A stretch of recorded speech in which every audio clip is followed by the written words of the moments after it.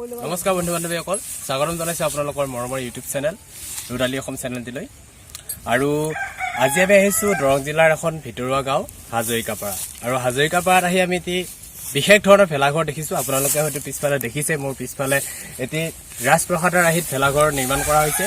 আৰু মোৰ লগত আজি আছে এই ভেলাঘৰটো যিসকলে নিৰ্মাণ কৰি উলিয়াইছে সেইসকল যুৱক মোৰ সৈতে আছে। মই তেওঁলোকৰ লগত কিছু কথা পাতিবলৈ চেষ্টা কৰিম। পোনপ্ৰথমে দাদা আপোনালোকক স্বাগতম জনাইছোঁ। স্বাগতম। যিহেতু আমি দেখা পাইছোঁ এটা ৰাজপ্ৰসাদৰ আৰ্হিত ভেলাঘৰ নিৰ্মাণ কৰা হৈছে। এই ভেলাঘৰ নিৰ্মাণ কৰাৰ আঁৰত নিশ্চয় এগৰাকী ব্যক্তি থাকিব, আৰু সেই ব্যক্তিগৰাকী কেনেধৰণে চিন্তাটো আহিলে? পোনপ্ৰথমে মই আমাৰ সংঘজ্যোতি কৃষ্টি সংঘৰ তৰফৰ পৰা সমূহ অসমবাসী ৰাইজলৈ ভোগালী বিহুৰ আন্তৰিক অভিনন্দন জনাইছোঁ। আমি আমাৰ হাজৰিকাপাৰাৰ সংঘজ্যোতি কৃষ্টি সংঘই প্ৰতি বছৰে আমি ভোগালী বিহু উদযাপন অনুষ্ঠান কৰি আহিছোঁ। যোৱা বছৰো আমাৰ এটি ভেলাঘৰ নিৰ্মাণ কৰা হৈছিল।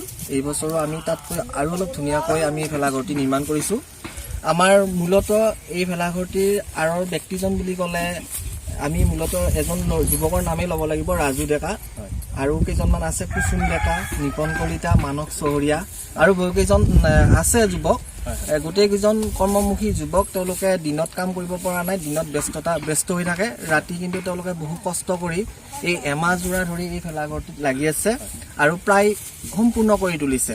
আৰু এই ভেলাঘৰটি মানে মূলৰ মানুহকেইজন বুলি ক'লে সেইকেইজন ল'ৰাৰ নামে আমি ল'ব লাগিব।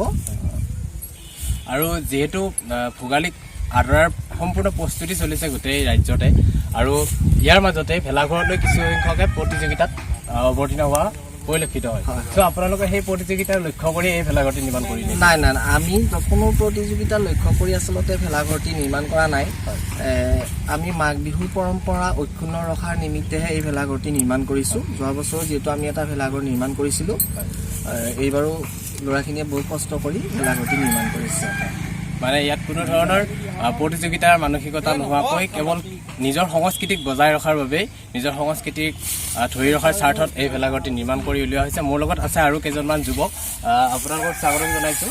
আৰু দেখি খুবেই ভাল লাগিছে, এক সুন্দৰ পৰিপাটিকৈ সজাই তোলা হৈছে।